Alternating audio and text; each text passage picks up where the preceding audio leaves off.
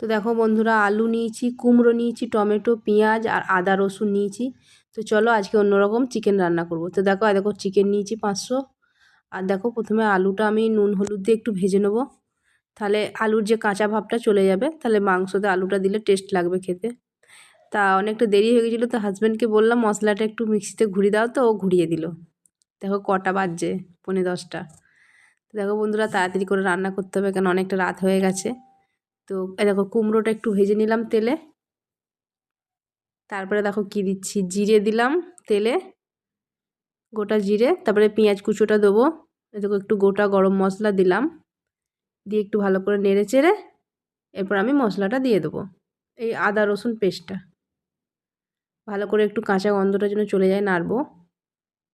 তারপরে দেখো লঙ্কা গুঁড়ো আর হলুদ, স্বাদ মতো নুন, ঝাল তোমরা যেমন খাবে তেমন দেবে।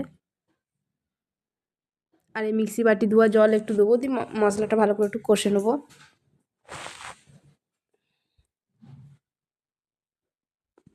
দেখো কত সুন্দর মশলার কালারটা এসছে। এরপর টমেটোটা দিয়ে দিলাম, এই টমেটোটা দিয়ে একটু ভালো করে নাড়বো। তারপর আমি চিকেনটা ধুয়ে দিয়ে দেবো। দেখো চিকেনটা কত সুন্দর লাগছে, দিলাম তো কালারটা দেখবে আরও কত সুন্দর আসবে।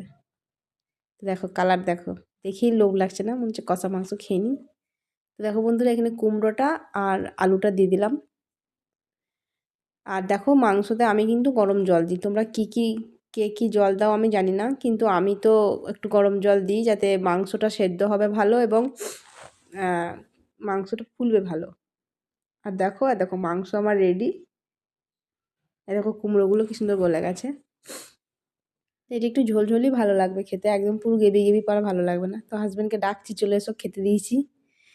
তো দেখো বন্ধুরা, দেখো আমার রান্না কেমন হয়েছে অবশ্যই কমেন্টে জানিও। তো টাটা বন্ধুরা, আজকে রাত্রেবেলা আমরা খাওয়া দাওয়া করি। টাটা।